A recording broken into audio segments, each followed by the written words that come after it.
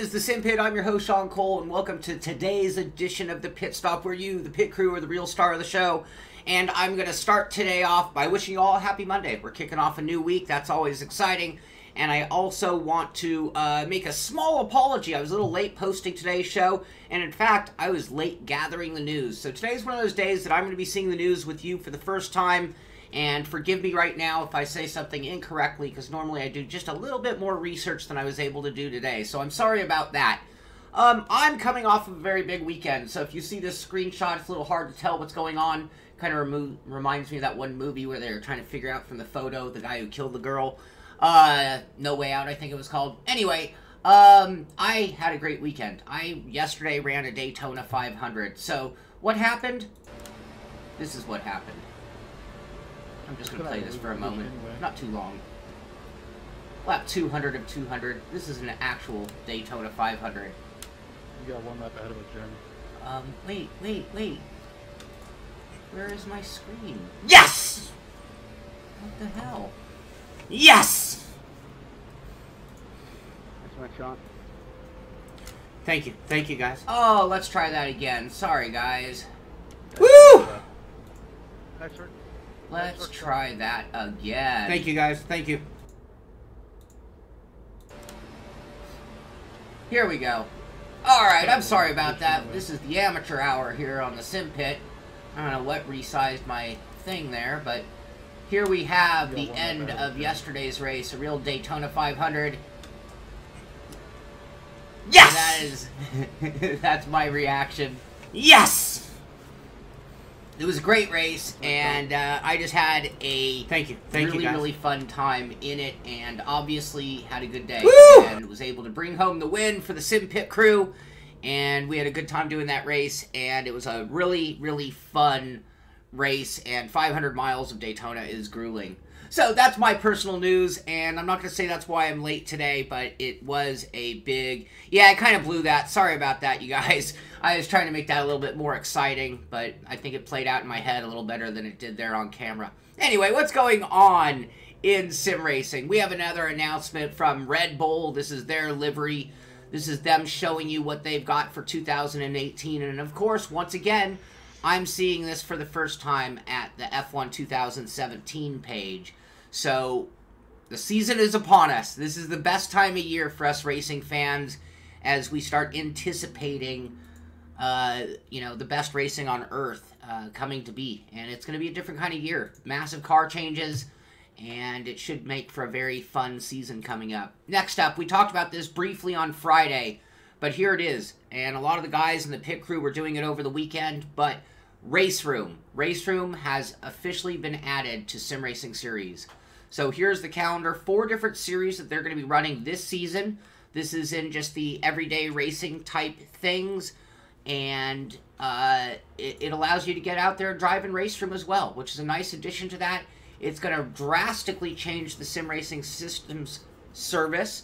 I think you're going to see another growth spike from them. And they're really starting to really make life nice for a lot of us sim racers, looking for a place to go to, looking for a place to race, maybe not willing or ready to get in a league full-time. It's sort of that hybrid of in-between, matchmaking almost like iRacing, scoring system almost like iRacing, almost that league environment, but a little bit more freedom. So now you're looking at Assetto Corsa and Race Room both running all the time at Sim Racing Systems, and that should be great for everybody.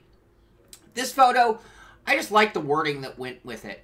And it's the WRC page, and what it says is, it's Monday, time to gear up for the week. And they got a driver all suited up, gloves, driving shoes, driving suit, the works, helmet, playing Sims. And it just made me think, you know, what's the point? Why are we all here? We're here because we want to get geared up for the week. We want to get out there and do some racing ourselves. And cool picture to just kind of remind you what it's all about. Next up, our next teaser from the guys at Dakar Rally. So now we're looking at Peru to Pisco. And obviously a much drier looking stage than the last photo. This is from Lima, Peru to Pisco, Peru. And anyway, I like the diversity that I'm seeing out of these guys with terrain as we work our way through South America on one of their Dakar Rally stages. Yeah, Mikael, I'm sure there are a few little bugs, and I think that we've seen that with sim racing systems in the past. So as they bring on a new service, you know, they can do as much testing as they can do in the private group, but as soon as it goes public, you really find out where the holes in the system are.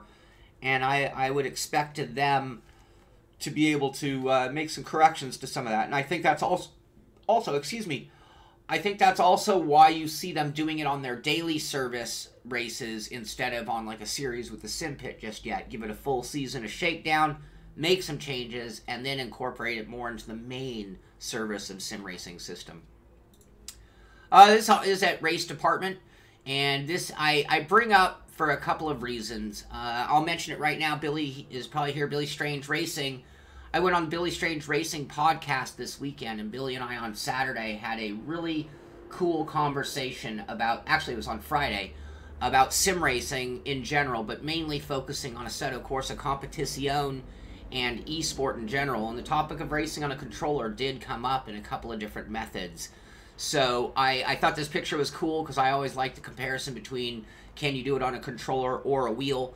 It's something that Billy and I talked about in that. I have a link to that show in the description of this show on YouTube. So if you want to hear that podcast, some great conversation between me and Billy. And thank you, Billy, for having me on the show. Next up, this is cool. Logitech. Want to see what it takes to be part of Alonso's official team? Make sure to watch the finals, FA Racing G2 Logitech Challenge, tomorrow at 12 p.m. CET. So this is something we'll have to find out what's going on. Who, oh, look, Pug, oh, that's, sorry, I thought that was our sim racers, that's Pug B. Anyway, so this is an exciting thing. We've been waiting on this. If there was any team in esport, any team in motorsport, esport I could be with, you gotta like the idea of rubbing elbows with Alonso as a team leader, teammate, team leader. I just posted this because I thought it was a cool picture. This is at the Canada Auto Show. This is Thrustmaster's official, what they brought there to show at the Canada Auto Show, running a GT Ultimate. So that's a next level stand. This stand, if you guys don't know it, this stand works, pull it up to a couch, or you can bolt it to the back end of the GT Ultimate rig, running a Thrustmaster wheel, obviously. So little presents to the mass people, and very good for them. This, I'm not going to talk much about this, but last week we talked about Lewis Hamilton kind of trashing the concept of ever seeing a Formula 1 driver out of esport, and I mentioned and brought up the whole story of his brother, of all people, who used sim racing to literally prove to his parents that he, despite his handicap, should be able to get out there and race just like his brother. And, you know, I don't know, this story originally was at Project Cars, and I don't know how true or untrue or embellished the concept of him trying to convince his parents, but, you know, it was a big deal. And it's sort of funny and ironic to see Lewis then turn around and turn it into a, oh, you'll never see someone as great as I come from the gaming world. So I thought that was funny. But then there's a whole other article from Lewis himself talking about how esport could help drivers from poorer backgrounds enter motorsports. So if I want to be a real jerk, I could be like, oh, so we'll never see a Formula 1 driver as great as you from the world of esport. However, for those unfortunate poor people, it could be their opportunity. I don't know. It just, the whole thing kind of makes me laugh. And I'm probably being, yeah, it is a huge leap from BTCC to F1, but if you know, realize what he has going on for him, the fact that he's just even running in BTCC is pretty remarkable. And I think it's fair to say that he wouldn't be there if Lewis wasn't his brother, unless his parents just want to spend a ton of money, or he did. I am, Mikael. I sure am. I am definitely playing devil's advocate. I am not giving him any breaks on this topic. I just see the irony in his comments. And that's why I bring it up. I don't really think that Lewis Hamilton means the way I'm portraying him here. But I just think that, again, the irony to me made me laugh. So I bring it up in that kind of a way. And I don't think that Lewis Hamilton hates poor people. I don't think he thinks that sim racing is totally crap. But it is sort of funny that in a matter of days that we've had a comment of him talking about no one ever making it from eSport to Formula 1. Meanwhile, his brother has used eSport to prove his worth. And then follow that up with oh, but it can help the poor people. Anyway, I don't know. It made me laugh, and I thought it was worth talking about. So, if you're a huge Lewis Hamilton fan, I apologize, because I'm not actually trying to trash Lewis, and he is one of the greatest drivers on earth. Not trying to take anything away from him as well. So, and I'd even dare say a lot of people that get to his level of success, I think, are greatly misunderstood. So even when they get bad reputations for things, I think that there are people who are always looking to undermine the people at the top. We all love underdogs. Therefore, sometimes we have to tear down the champions, if that makes sense. This is a cool article if you want to check it out, talking to John Allen, I'm sorry, who, if you followed like Glenn McGee, Camille Franchuk, the guys who've gone through the Mazda Global racing on iRacing to have opportunities in real life MX-5s, John Allen was the next recipient in that full season award like Glenn McGee had done. And so here's an article at Racer talking to him about it and him reflecting on his year in racing, compliments of being an exceptional sim racer. So, next up. This is a thing, I don't know who Tim Frost is, maybe some of you guys do, but an article here talking about how esports are driving big spending.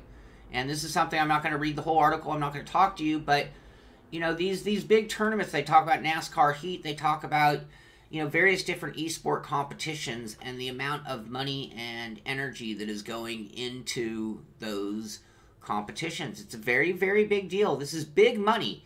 And whether you can say that it's the same or a part of the ladder system working its way towards real motorsport, on one hand, that's great for some of us. And on the other hand, it doesn't matter because these esport champions are going to start making the kind of money of real life. They are real life professionals, and they're going to be paid in return. And I see Jimmy Broadbent has come into the channel. Hello, Jimmy. Welcome to the channel. Thank you for coming out and talking with the crowd and being here. And if you guys don't know Jimmy, and hard to imagine you don't, but he's got a great channel on YouTube, Jimmy Broadbent, doing some great racing videos, great commentary. The guy is very amusing when he drives. Far more amusing when he drives than I am.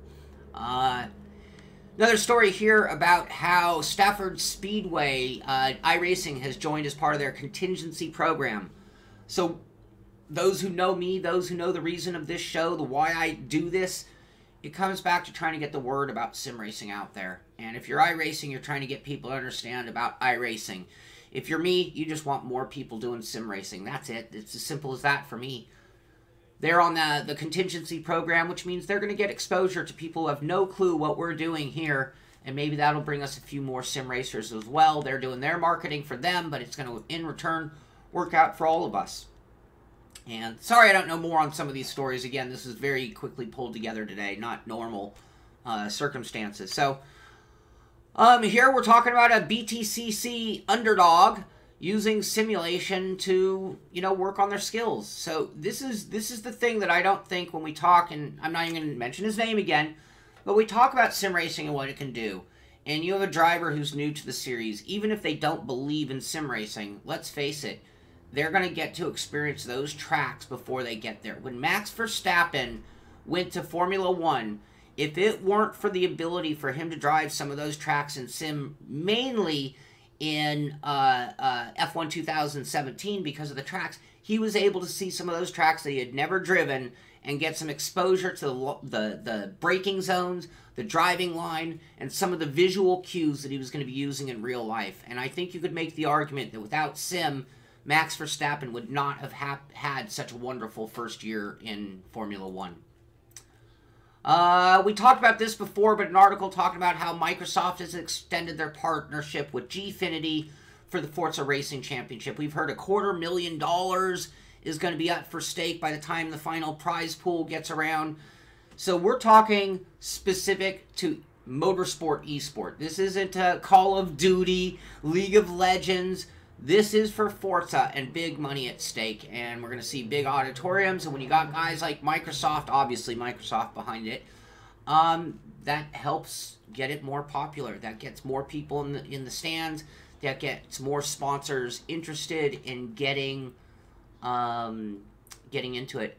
Optimus, I don't have that. So AC is on sale again. Where are they on sale? For 45 minutes? Is that through, like, Steam? And, alright, let's go. Moving right along. So, this is an article talking about VR being the next generation. And they talk about different applications. Obviously, we use it for sim racing. I've been testing the Samsung Odyssey. But they're talking about other things. So, I did fire up the Olympic coverage and watched it. But we are getting to the point with VR, it's going to go way beyond our games. But you're going to be able to, this is a screenshot of a game, but, you know, you're going to be able to, at some point, view games, real-life events in VR the way it should be. When I went to do the Olympics in VR, I will admit it was a little bit of a letdown. There were certain cameras that were really cool. There were certain ones that were actually worse than just watching it on TV. But just like we're expecting the growth of the VR world for our Sims, we're going to see the growth and implementation of it into everyday life, television, movies, in some cases, even in some people's jobs. So that is the future for us. And it's not just the gaming side that is going to pull us. It's not just the gaming side that's going to be part of that development, but it's going to be even bigger than gaming in some cases if you're talking television and general entertainment. And speaking of, this is the unit I'm testing. Anyway, it is on sale for $399.99 at Newegg, and hopefully by the end of the week you'll be able to get my full thoughts on that mixed reality VR experience.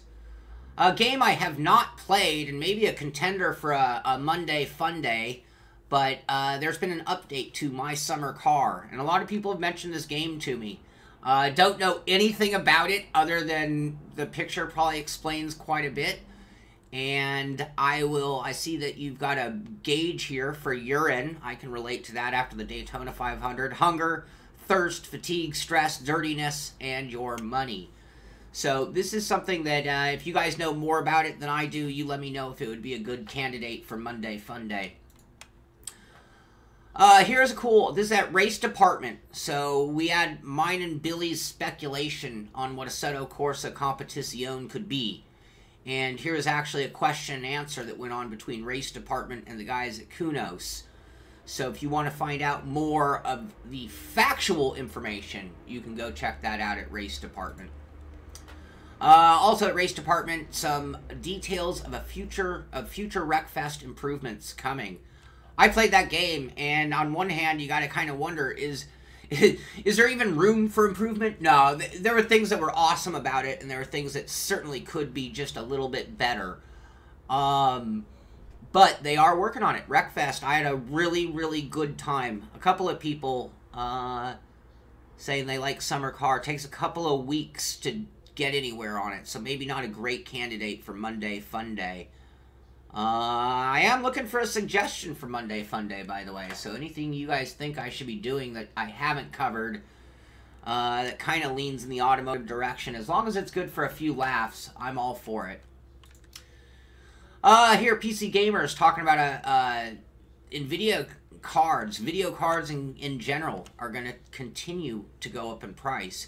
So we've seen the low-end cards go down in price, but the high-end ones got completely inflated in pricing because of the cryptocurrency. But even without it, it looks like the prices are going to keep going up. And I don't have anything, but I did see something about a NVIDIA 2080 video card. So I believe we are already looking at the next gens about to come out. But be afraid. Do be afraid. The prices are going to be a little off-putting for a lot of us. But the end result is the other side of our computer has gotten cheaper. I mean, there's really never been a better time to get your CPU. So I've never been a fan of piecemealing my computer and putting parts together. I've always said, if you try to build up a computer like on a layaway plan, by the time you get all your parts, it's become obsolete. It's better to just save up money and then just buy the whole thing at once. But right now, CPUs are very inexpensive as we see the extreme rise in GPU pricing.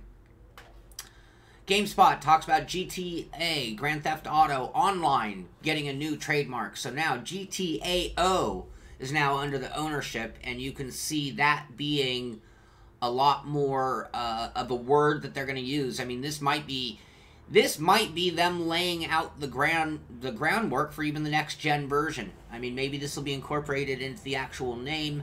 Maybe it'll be a light version or a different version of GTA. I mean, they've always used the GTA Online, so this isn't for purely a new invention. But them taking it serious enough to take the trademark could basically mean that they have other intentions.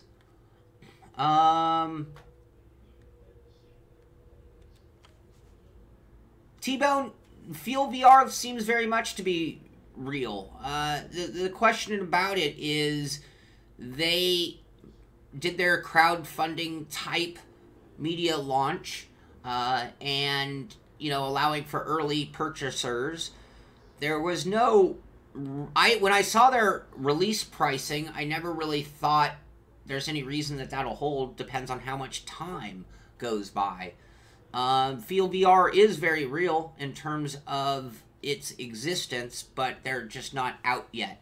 So I've been talking to those guys. Supposedly we're going to be getting one of the first ones for testing, and we'll be able to let you know as more information comes along for that. But I don't have any new information on the Feel VR wheel other than what we had, gosh, a couple months ago already.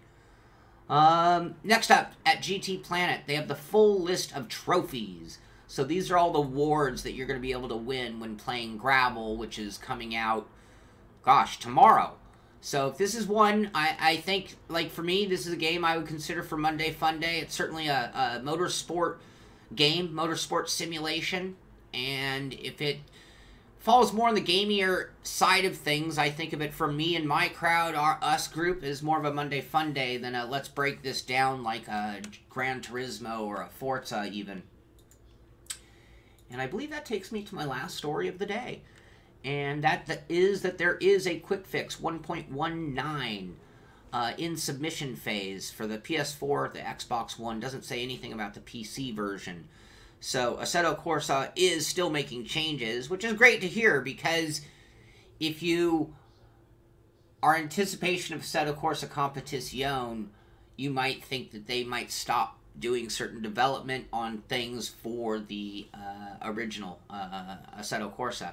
But that is not the case, at least not just yet. So there is an update on the way in submission form, and it should be out for the console users fairly soon. So that is going to do it for today's show. I will be back on the air at 6 p.m. tonight with Monday Fun Day. I'll be taking suggestions from emails from the chat here in the discussion, and mainly from the group on Patreon, and we'll figure out what we're going to do. Haven't figured that out just yet. A few other things going on this week that I need to let you know about. This week, Wednesday, is going to be my last day on the air. I am leaving town and will be gone for a week. So from Thursday, it might even extend till the following Friday. So it might even be an 8-day vacation. I am going up north to go home. If you don't know me, I'm from Santa Cruz. That's where I was born and raised. And I have a lot of friends up there, and it's been a long time since I've been home. So just time to get back to Northern California, to that more laid-back vibe, hanging out at the beach with my friends, do some biking, do some skateboarding, do some hanging out, see how the old city has changed. So I will be gone for an entire week starting Thursday morning. We may have some fill-ins for me while I'm gone, so that's in the works. No guarantees on time slots, but we'll try to get you as much notice as we possibly can.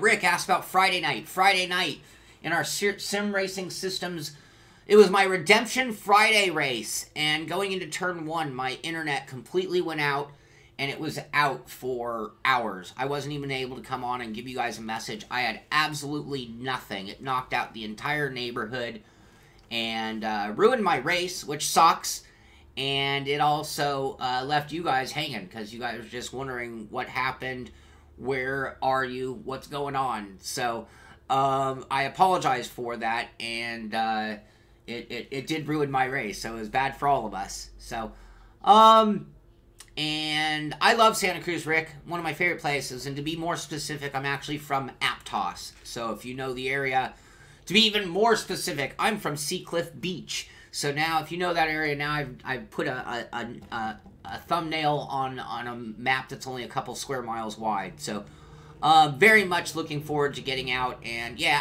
I do need to recharge the batteries. I'm going to miss you guys. It's going to be tough to be away. But it is essential to the greater good, I think. So, that is it. That really does take us to the end of the show. Great Monday show.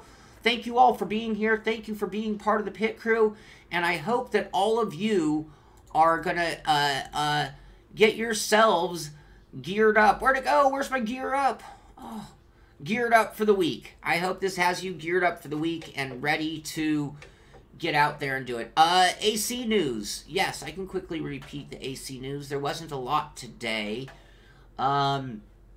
We have an interview with the guys at Race Department talking about Assetto Competition. That was one of the stories, and the other story was the update 1.19 that is coming. Those are my two Assetto Corsa stories of the day. So I hope that covers for you. I hope you guys enjoyed. Oh, Aptos and Capitola, the best. Very cool, Rick. Yeah, that's my hometown. That's where I was born and raised. I lived there from the age of 5 until 16, and then again from 19 to 27 or so.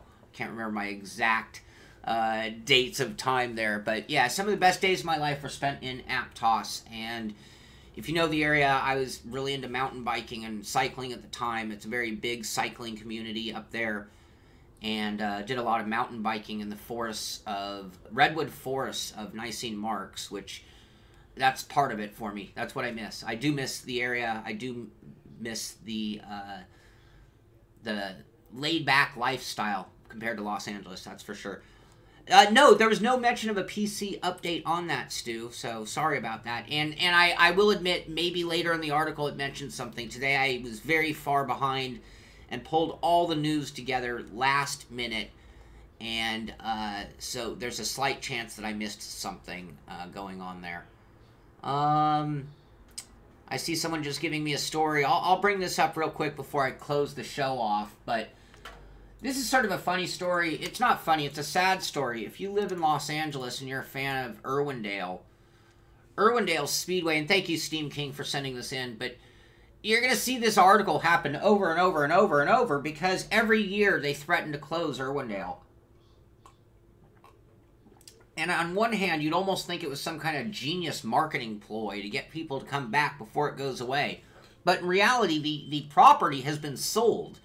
It's just that the people who want to use it still haven't gotten everything they need to use that area. So until they are ready to break ground, they allow the track to continue to lease the space. So once again, we are at that one of those moments where they're saying it's going to close. As of now, they said it was going to close January 31st, 2018. But they've had that threat year after year after year. So it'll be interesting to see, but it's a real shame. I mean, Irwindale is one of the greatest short track facilities in the nation. I mean, when you get there, it looks like a real deal track, but it has that short track vibe. It's a great combination of the two. What's up, buddy? Who's pissing you off? So, thank you for that last addition to the show. And now, I am going to bring it to an end. Yeah, Winchester Mystery Spot. I loved that place when I was a kid. I haven't been there in 40 years. 40 years. Wow.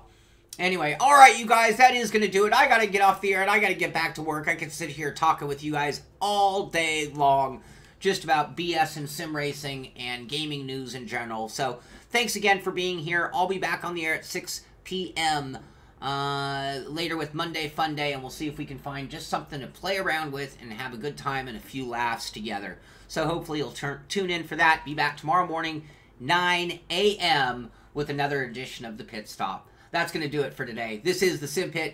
I'm Sean Cole, and I'll see you on the track.